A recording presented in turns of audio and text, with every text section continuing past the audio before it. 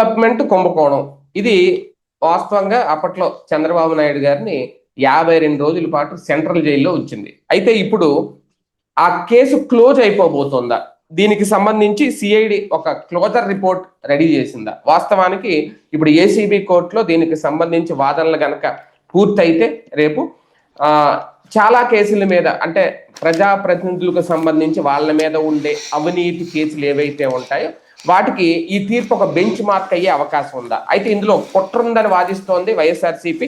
అప్పట్లో ఉన్న APSDC chairman ఎవరైతే ఉన్నారో అజయ్ రెడ్డి, ఆయన్ని పక్కన పెట్టి ఇప్పుడు అప్పట్లో ఎండిగా ఉన్న బంగారాజు ఎవరైతే ఉన్నారో ఆయన ద్వారా పావులు కదుపుతున్నారు, ఆయన వెర్షన్ తీసుకుంటున్నారు, కంప్లీట్ గా ఈ కేసుని క్లోజ్ చేసే ఆలోచన చేస్తున్నారు అనేది ప్రధాన వాదన. దీనికి సంబంధించి చర్చించే ప్రయత్నం చేద్దాం.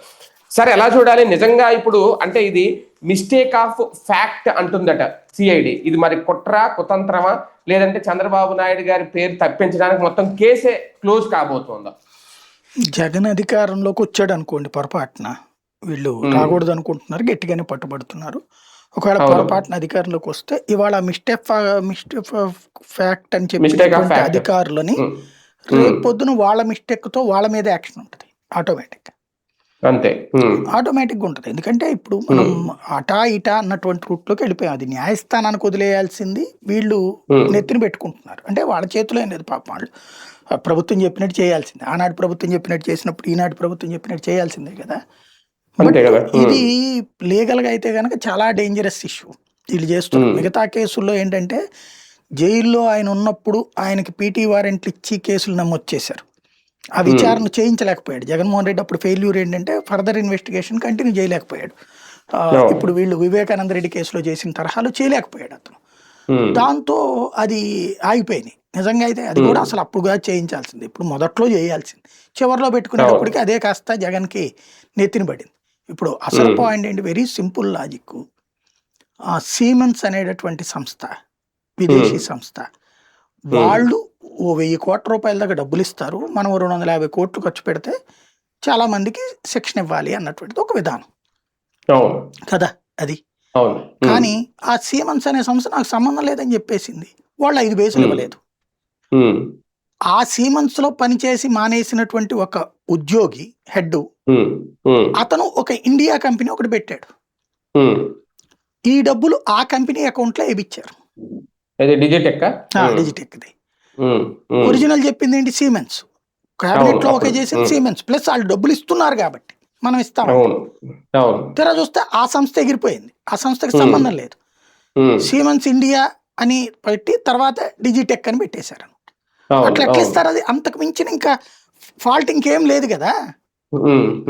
అంటే అక్కినేని నాగార్జునకు అని చెప్పేసేసి సుశాంత్కి ఇచ్చినట్టుంది అక్కడ. అవును, ఇచ్చేయడమే కాదు 2000 మందికి నైపుణ్య శిక్షణలు ఇచ్చేసాము అని చెప్పేసేసి అది శిక్షణ నువ్వు ఎంతకమందికైనా ఇవ్వచ్చు, బట్ ఇస్తానన్న కంపెనీ ఏంటి, ఇచ్చిన కంపెనీ ఏంటి, అది కదా ముఖ్యం. ఇప్పుడు గవర్నమెంట్ కాలేజీలో చేర్చుకుంటానని చెప్పేసేసి చైతన్య నారాయణలో చేరిస్తే ఎట్లా ఉంటది? లేదా చైతన్య నారాయణ కాలేజీలో ఫీజులు తీసుకుని గవర్నమెంట్ స్కూల్లో చేరిస్తే చదివిస్తే ఒప్పుకుంటాము.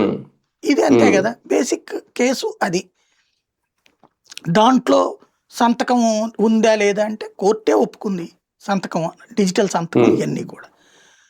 మిగతా కేసుల్లో వచ్చేటప్పటికి జరిగిన ఫాల్ట్ బాబు గారి నెత్తినైతే ఇది ఓపెన్ అనమాట ఇక్కడ. ఇప్పుడు దాన్ని కేసుని క్లోజ్ చేయాలి అంటే పొరపాటున అంచనా వేశారు, అది ముందే తెలిసి చేసేసారు. అంటే సింపుల్ ఏం లేదు, అది సీమెన్స్ వాళ్ళది కాదని తెలుసు, అది డిజిటెక్ అనేటటువంటిది ఆ సీమెన్స్ లోంచి వచ్చిన వాళ్ళదని తెలుసు, అందుకే కాకపోతే మన దేశానికి సంబంధించిన ప్రయోజనాలే కదా అన్నటువంటి ఉద్దేశంతో ఇచ్చారు, కానీ దాన్ని తప్పుగా అర్థం చేసుకున్నారని కేసు క్లోజ్ చేయమని చెప్పడం. ఇది యాక్సెప్టబుల్? అది తెలియాలి. ఎందుకంటే ఇందులో ఈడీ కొంత డబ్బుల్ని సీజ్ చేసింది, కొన్ని కంపెనీల మీద కేసులు పెట్టింది, అరెస్ట్ చేసి జైల్లో పెట్టింది ఈడీ, ఎన్ఫోర్స్మెంట్ డైరెక్టరేట్. సరే, అది చంద్రబాబు గారి దాకా రాలేదు, కరెక్టే, కానీ ఆ కుంభకోణం జరిగిందన్నది ఈడీ తేల్చింది. జిఎస్టీ డిపార్ట్మెంట్ పట్టుకుంది అసలు ఫస్ట్ అది. ఎందుకని వీళ్ళు దాన్ని ఏమంటారు, అత్తెలివితేటలకు పోయి ఆ కంపెనీలు 10 పైసలు ఖర్చు పెట్టకుండానే పనిచేసినట్టుగా చూసి డబ్బులు ఎదురు తీసుకున్నాయి. ఉమ్, ఏది ఈ డబ్బులు మనకి ఇది ఇస్తారు కదా, మనం 100 రూపాయలు ఇప్పుడు జిఎస్టీ ఎట్లా ఉంటుంది, ప్రొడ్యూసర్ ఒకే 100 రూపాయలు మనం ట్యాక్స్ కడితే దాంట్లో హోల్సేలర్కి ఎదురిస్తుంది గవర్నమెంట్ జిఎస్టీ, అవును. ఆ తర్వాత రిటైలర్కి ఎదురిస్తుంది. అవును. అలాంటి వాళ్ళు వెనక్కి తీసుకున్నారు జిఎస్టీ డబ్బులు, 10 పైసలు పెట్టకుండా. దాని మీద దర్యాప్తు చేస్తున్నప్పుడు బయటపడ్డ వ్యవహారం ఇది ఓకే. జిఎస్టీ దీనివలన. అక్కడి నుంచి బిగినాయి, అది ఈడీ దగ్గరికి వెళ్ళి ఆ తర్వాత ఇక్కడ దాకా వచ్చింది జగన్ టైంలో. ఇప్పుడు అది క్లోజ్ చేసేస్తాం మనం. రూల్ ప్రకారం అయితే కనుక వీళ్ళు మళ్ళీ వెళ్తారే, సుప్రీంకోర్టు దాకా వెళ్తారు. కాబట్టి లీగల్గా ఓ సిద్ధార్థ లోద్రాలు లేకపోతే కనుక సిద్ధార్థ్ అగర్వాళ్ళు అవసరమైతే అక్కడ ఉన్నటువంటి ప్రముఖమైనటువంటి ప్రధానమైన 10 మంది లాయర్లకి డబ్బులు ఇచ్చి వీళ్ళు పెట్టుకోగలుగుతారు. టీడీపీ వైసీపీకి అది ఫ్రమ్ ద బిగినింగ్ గవర్నమెంట్లో ఉన్నప్పుడే చేత కాలేదు, ఇప్పటికీ దానికి అది చేత కాదు. లీగల్ మేనేజ్మెంట్ లీగల్ మేనేజ్మెంట్ అంటే జడ్జి గారు మేనేజ్ చేయడం కాదు, మంచి లాయర్ని పెట్టుకోవడం, లిటిగేషన్స్ లో మంచిగా వాదించగలిగిన లాయర్లను పెట్టుకోవడం. దానికి డబ్బులు పోయడం ఎందుకులే అనుకుంటున్నది వైసీపీ. కానీ అట్లాంటి పాయింట్స్ ద్వారానే జగన్ ఇరికిచ్చారు. జగన్ ఇన్నేళ్ల పాటు జగన్ ముందు జనం ముందు దొంగగా చూపెడుతున్నారన్న సంగతి జగన్కి ఇప్పటికీ అర్థం కావట్లేదు. వాళ్ళు రెండు కాన్సెప్ట్ల ద్వారా జగన్ దొంగగా చూపెడతారు. ఒకటి మీడియా, ఆ మీడియాతో పాటు ఉండే mouth publicity, digital, print, electronic, ఇది ఒక బ్యాచ్.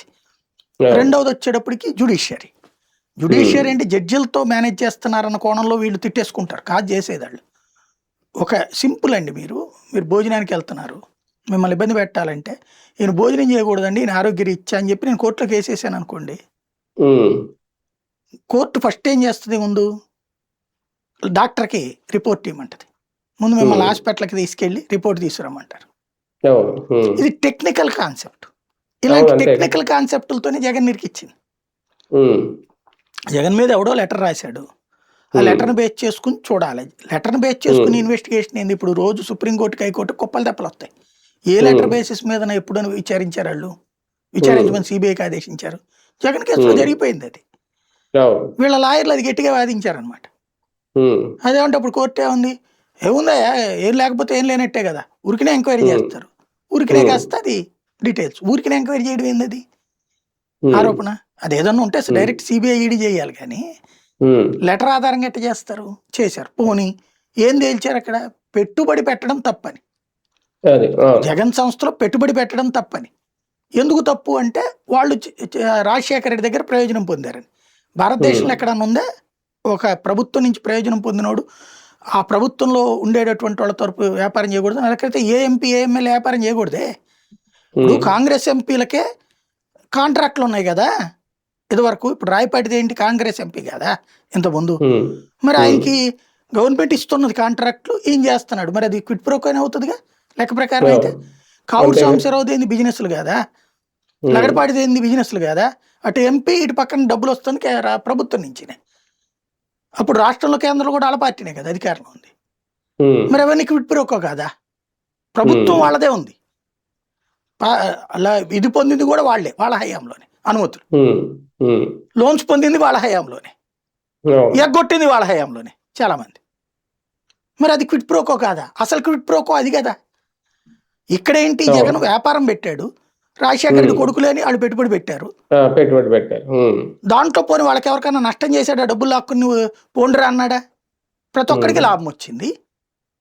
ప్రభుత్వం నుంచి బెనిఫిట్. ఇప్పుడు 99 పైసలకి ఇవ్వట్లేదా? ఇంకో చోట మీరు అపార్ట్మెంట్లు కట్టుకోండి అని ఇవ్వట్లేదా?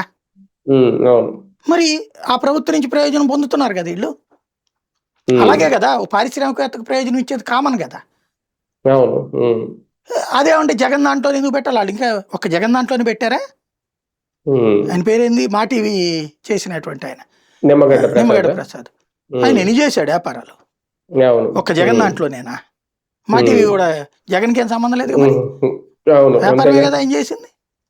అట్లాగే శ్రీనివాసన్ అనేటటువంటి ఆయన ఏదైతే చెన్నైకి సంబంధించిన ఆయన, బోర్డు సిమెంట్ ఫ్యాక్టరీలు ఉన్నాయి ఆయనకి అనేక కంపెనీలతో టైఅప్ ఉంది. ఆయన బేస్ చేసుకుని ఆయన జగన్కి భయపడిపోయాడు, జగన్కి పని చేసి పెట్టాడు కాబట్టి డబ్బులు ఏం అవసరం వాళ్ళకి, గవర్నమెంట్కి ఇసురుతారు వాళ్ళు డబ్బులు. అట్లాంటి వాళ్ళు అందరినీ దొంగలుగా చేశారు. ఇది వాళ్ళతో జగన్ మిమ్మల్ని బెదిరించి రాయించాడు, డబ్బులు పెట్టుబడి పెట్టించుకున్నాడని రాసి ఇమ్మన్నారు. వాళ్ళు ఎవరు ఒప్పుకోలేదు కాబట్టి వాళ్ళ మీదనే కేసులు పెట్టేశారు. విశేషం ఏంటంటే బాధించారు అన్నవాళ్ళు జగన్, బాధించబడ్డారు అన్నటువంటి వాళ్ళు పెట్టుబడిదారులు, వీళ్ళిద్దరే దొంగలట. మరి అప్పుడు బాధితుడు ఎవడు? బాధితులుగా చెప్పబడ్డ వ్యాపారులే పెట్టుబడి పెట్టామరా మాకే బాధ లేదంటే, మీరు ఆ మాట అన్నారు కాబట్టి మిమ్మల్ని కూడా మేము నేరస్తులుగా చూపెడుతున్నామని చెప్పారు. ఎందుకంటే ఇది చిత్రం ప్రపంచంలో ఏడన్నా ఉంటుందా? ఆ కేసు ఏళ్ల తరబడి సాగడం, దాని మీద ప్రజలకు అర్థం కానియకుండా టీవీల్లో పేపర్లో డిబేట్లో తిట్టిపోయడం ఇదే నడుస్తుంటది. సింపుల్ అనమాట ఇక్కడ జరిగింది. ఇక్కడ వచ్చేటప్పటికి సంస్థ ఒకటి డబ్బులు ఇచ్చింది, ఇంకో దానికి ప్రభుత్వం సొమ్ము ఇచ్చింది, కానీ ఇది క్రైమ్ కాదు, మిస్టేక్ ఆఫ్ ఫ్యాక్ట్స్, పొరపాటున అంచనా వేశారు. ఇది వింత. దీనికి ఒక కొత్త ముసుగు వేస్తున్నారేమో ఇప్పుడు అంతే. కానీ ఒకటి సార్, మొదటి నుంచి కూడా ఆయన ఎవరు సిద్ధార్థ లోద్రా అనుకుంటా కేసు వాదించినప్పుడు, కేసు అప్పట్లోనే బెయిల్ కంటే కేసు క్లోజ్ చేయాలనే వాదనలో ఎక్కువ రోజులు నడిచాయి. అందుకే ఆయన కూడా దాదాపు 50 రోజుల పైగా జైల్లో ఉన్నారు. ఇప్పుడు కేసు క్లోజ్ చేయడం ద్వారా ఇదొక ముందస్తు వ్యూహమా? రేపొద్దున మళ్ళీ మీరన్నట్టు జగన్ మళ్ళీ అధికారంలోకి వస్తే ఒకవేళ కేసు రీఓపెన్ చేయడం ఇదంతా అదొక పెద్ద తంతు. ఇప్పుడే అధికారంలో ఉన్నప్పుడే కేసు క్లోజ్ చేసేస్తే చాలా వరకు ఇంకా మాఫీ అయిపోతాయి, సమాధి అయిపోతాయి అనేది. ఇప్పటికి అన్ని కేసులు క్లోజ్ అయిపోయినాయి కదా, ఇది ఒకటే మిగిలి ఉన్నట్టుంది, ఇంకా ఇది క్లోజ్ చేసేస్తారు ఆటోమేటిక్గా.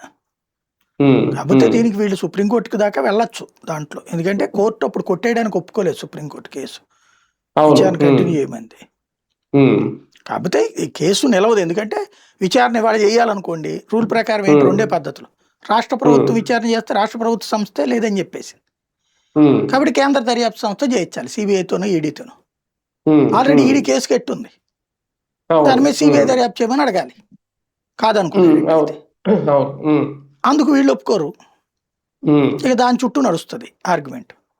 అప్పుడు ఏం చేశారు, టెక్నికల్ గా ఒక పాయింట్ పట్టుకుని సాగదీశారు. ఎట్లాగా అరెస్ట్ చేసే ముందు అనుమతి ఉండాలా, అనుమతి అక్కర్లేదా అన్నది. ఆ తీర్పు ఈ రోజు వరకు రాలా. ఆ కారణంగానే బెయిల్ వచ్చింది అప్పుడు. ఆ కారణంగానే అట్లా ఉంది కాబట్టి ఈ లోపు ఆయన అనారోగ్యం పాలయ్యారు. కాబట్టి అనారోగ్యం కారణంగా బెయిల్ ఇస్తున్నామని, ఆ తర్వాత రెగ్యులర్ బెయిల్ వచ్చేసింది ఇక్కడ.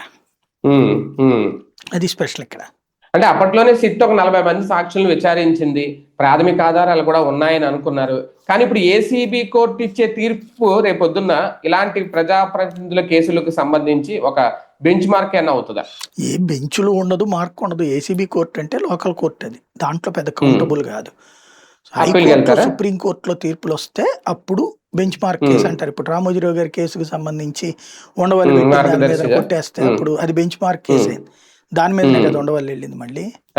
అట్లాగే అంటే ఇప్పుడు దేశంలో ఎవడన్నా సరే దొంగ కంపెనీలు పెట్టినటువంటి వాళ్ళకి అది bench mark case. Ramoji Rao case పెట్టేసేసి ఆ తర్వాత మేము తీసేసాంలే అని చెప్తే కనుక కేసు క్లోజ్ చేసేయాలి అది.